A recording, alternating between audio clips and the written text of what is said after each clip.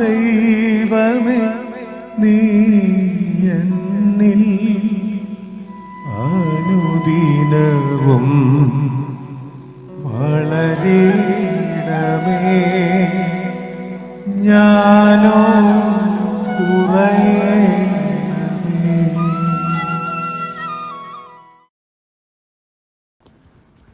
വിശുദ്ധ മത്തായി സുവിശേഷം അധ്യായം 5. അക്കാലത്ത് യേശു തന്റെ ശിഷ്യന്മാരോട് അരുൾ ചെയ്തു, അയൽക്കാരനെ സ്നേഹിക്കുക, ശത്രുക്കളെ ദ്വേഷിക്കുക എന്ന് പറയപ്പെട്ടിട്ടുള്ളത് നിങ്ങൾ കേട്ടിട്ടുണ്ടല്ലോ.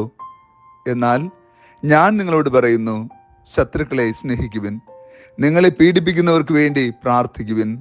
അങ്ങനെ നിങ്ങൾ നിങ്ങളുടെ സ്വർഗസ്ഥനായ പിതാവിൻ്റെ മക്കളായി തീരും. അവിടുന്ന് ശിഷ്ടന്മാരുടെയും ദുഷ്ടന്മാരുടെയും മേൽ സൂര്യനെ ഉദിപ്പിക്കുകയും നീതിമാന്മാരുടെയും നീതിരഹിതരുടെയും മേൽ മഴ പെയ്യ്ക്കുകയും ചെയ്യുന്നു. നിങ്ങളെ സ്നേഹിക്കുന്നവരെ നിങ്ങൾ സ്നേഹിച്ചാൽ നിങ്ങൾക്ക് എന്ത് പ്രതിഫലമാണ് ലഭിക്കുക? ചുങ്കക്കാർ പോലും അതുതന്നെ ചെയ്യുന്നില്ലേ? സഹോദരങ്ങളെ മാത്രമേ നിങ്ങൾ അഭിവാദനം ചെയ്യുന്നുള്ളൂവെങ്കിൽ വിശേഷ വിധിയായി എന്താണ് നിങ്ങൾ ചെയ്യുന്നത്? വിജാതീയരും അതുതന്നെ ചെയ്യുന്നില്ലേ? അതുകൊണ്ട് നിങ്ങളുടെ സ്വർഗസ്ഥനായ പിതാവ് പരിപൂർണൻ ആയിരിക്കുന്നത് പോലെ നിങ്ങളും പരിപൂർണരായിരിക്കുവിൻ.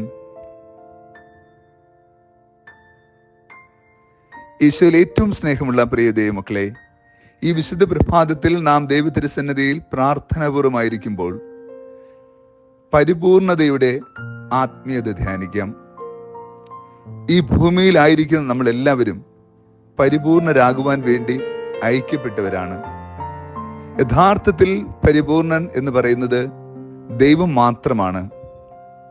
സ്വർഗസ്ഥനായ പിതാവ് ഈ ദിനം നമ്മെ സ്നേഹപൂർവ്വം ക്ഷണിക്കുന്നത് ദൈവത്തിൻ്റെ പൂർണ്ണതയിൽ പരിപൂർണനായിരിക്കുന്ന പോലെ മനുഷ്യർ എന്ന നിലയിൽ മാനുഷിക നന്മയുടെ, കരുതലിൻ്റെ, സ്നേഹത്തിൻ്റെ, വിട്ടുവീഴ്ചയുടെ, ക്ഷമയുടെ, വിശുദ്ധിയുടെ ഒക്കെ ബലം സ്വീകരിച്ച് മനുഷ്യൻ എന്ന നിലയിൽ നീ അതിൻ്റെ പൂർണ്ണത സ്വന്തമാക്കുക. നമുക്കാർക്കും ദൈവത്തിൻ്റെ പരിപൂർണതയിൽ എത്താൻ കഴിയില്ല. സ്വർഗസ്ഥനായ പിതാവ് എന്ന നിലയിൽ പരിപൂർണനായിരിക്കുന്നു. അവിടുന്ന് സകല സൃഷ്ടിജാലങ്ങളുടെയും ഉടയവനായിരിക്കുന്നു.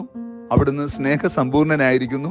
അവിടുന്ന് നീതിമാന്മാരുടെയും നീതിരഹിതരുടെയും മേൽ ഒരുപോലെ മഴ പെയ്യ്ക്കുന്നു.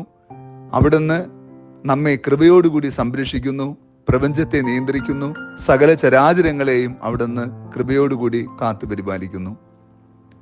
മനുഷ്യനെന്ന നിലയിൽ നമുക്ക് ഏതാനും ചില ലിമിറ്റേഷൻസ് ദൈവം വച്ചിട്ടുണ്ട്. യഥാർത്ഥത്തിൽ ഒരു മനുഷ്യൻ എപ്രകാരമായിരിക്കണമെന്ന് ഭൂമിയെ പഠിപ്പിച്ചത് ക്രിസ്തുവിലൂടെയാണ്. ഇങ്ങനെ ആയിരിക്കണം, നമുക്കങ്ങനെ ആകാൻ കഴിയും. അഥവാ ക്രിസ്തു ഈ ഭൂമിയിൽ ജീവിച്ചതുപോലെ ഈ ഭൂമിയിൽ ജീവിക്കുന്ന നമുക്ക് എല്ലാവർക്കും അപ്രകാരം ജീവിക്കാൻ കഴിയും. ക്രിസ്തു ക്ഷമിച്ചതുപോലെ ക്ഷമിക്കുവാൻ, കരുണ കാണിച്ചതുപോലെ കരുണ കാണിക്കുവാൻ, അവിടുന്ന് നന്മ ചെയ്തതുപോലെ നന്മ ചെയ്തുകൊണ്ട് കടന്നു പോകുവാൻ, വിശ്വാസത്തിൽ ജീവിക്കുവാൻ, വിശുദ്ധിയിൽ ജീവിക്കുവാൻ, പിതാവുമായുള്ള സ്നേഹബന്ധത്തിൽ നിലനിൽക്കാൻ. ഇന്നത്തെ സുവിശേഷത്തിൽ നമുക്ക് ഏറ്റവും ആശ്വാസദായകമായ ഒരു പദമുണ്ട്. നിങ്ങൾ സ്വർഗസ്ഥനായ പിതാവിൻ്റെ മക്കളായി തീരാൻ എന്ത് ചെയ്യണം എന്ന ചോദ്യത്തിനുള്ള ലളിതമായ മറുപടിയാണ്: നിങ്ങൾ ഹൃദയപൂർവ്വം ശത്രുക്കൾക്ക് വേണ്ടി പ്രാർത്ഥിക്കുമ്പോൾ നിങ്ങൾ സ്വർഗപിതാവിൻ്റെ വത്സല മക്കളായി തീരും. പ്രിയ ദൈവമക്കളെ, ഈ സുവിശേഷ വചനം മാത്രം മതി നമ്മെ കൂടുതൽ വിശ്വാസത്തിലും വിശുദ്ധിയിലും ബലപ്പെടുത്താൻ. കാരണം ഞാൻ എൻ്റെ സഹോദരനോട് ഹൃദയം കൊണ്ട് പൊറുത്താൽ ഞാൻ എൻ്റെ സ്വർഗസ്ഥനായ പിതാവിൻ്റെ പൊന്നോമന പുത്രനും പുത്രിയുമായി തീരുമെങ്കിൽ ഞാൻ ഇനി എന്തിന് കാത്തിരിക്കണം? ഞാൻ ഉടനെ പോയി എൻ്റെ സഹോദരനുമായി സഹോദരിയുമായി രമ്യതപ്പെടുകയും അവർക്ക് വേണ്ടി പ്രാർത്ഥിക്കുകയും ചെയ്യണം. പലപ്പോഴും പലരും പറയുന്നത് കേട്ടിട്ടുണ്ട്, യേശു പഠിപ്പിച്ച പഠനങ്ങളിൽ ഏറ്റവും പ്രയാസമുള്ള പഠനം ശത്രുക്കൾക്ക് വേണ്ടി പ്രാർത്ഥിക്കുക എന്ന് പറഞ്ഞ പഠനമെന്നാണ്. കാരണം അതെങ്ങനെ സാധ്യമാകും? എൻ്റെ ശത്രുവിനെ ഓർക്കാൻ, അവന് വേണ്ടി പ്രാർത്ഥിക്കാൻ അതേറെ പ്രയാസകരമാണ്. പക്ഷെ ഓർക്കുക, ആ ശത്രുവിനോടുള്ള പ്രാർത്ഥനയ്ക്കുള്ളിൽ ദൈവം നമുക്ക് നൽകുന്ന കൃപാവരം അതീവ ശ്രേഷ്ഠമായ കൃപാവരമാണ്. 1000 വർഷത്തെ തപസ്സിൽ നിന്ന് നേടാവുന്ന കൃപ ഹൃദയപൂർവ്വം ശത്രുക്കൾക്ക് വേണ്ടി പ്രാർത്ഥിക്കുമ്പോൾ നൽകുന്നുവെന്ന് പറയുമ്പോൾ ആ കൃപയ്ക്ക് നമ്മൾ അർഹരാവുക തന്നെ വേണം. സ്വർഗപിതാവിന്റെ വത്സല മക്കളായി തീരാനുള്ള നമ്മുടെ പരിശ്രമങ്ങൾ ക്ഷമിക്കുന്ന സ്നേഹവുമായി ബന്ധപ്പെട്ടാണ് ഇന്നത്തെ സുവിശേഷം സംസാരിക്കുക. നമുക്കും ഹൃദയപൂർവ്വം ക്ഷമിക്കാം. എല്ലാവരുടെയും നന്മ ആഗ്രഹിക്കുന്ന ദൈവം നീതിമാന്മാരോടും നീതിരഹിതരോടും യാതൊരു വിധമായ അകൽച്ച കാണിക്കാതെ പരിഭവമില്ലാതെ അവരെ കരുതുകയും അവിടെ രക്ഷ ആഗ്രഹിക്കുകയും കാത്തിരിക്കുകയും ചെയ്യുന്ന ഒരു ദൈവം നമുക്കുണ്ട് എന്ന ഓർപ്പെടുത്തലും ഇന്നത്തെ സുവിശേഷം നൽകുന്നുണ്ട്.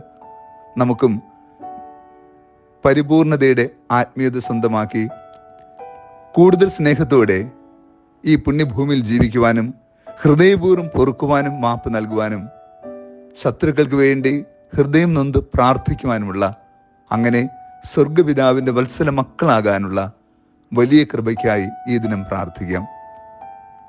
കർത്താവ് നിങ്ങളോട് കൂടെ. സർവശക്തനായ ദൈവം പിതാവും പുത്രനും പരിശുദ്ധാത്മാവും നമ്മെ ഏവരെയും സമൃദ്ധമായി അനുഗ്രഹിച്ച് ആശീർവദിക്കുമാറാകട്ടെ. ആമേൻ.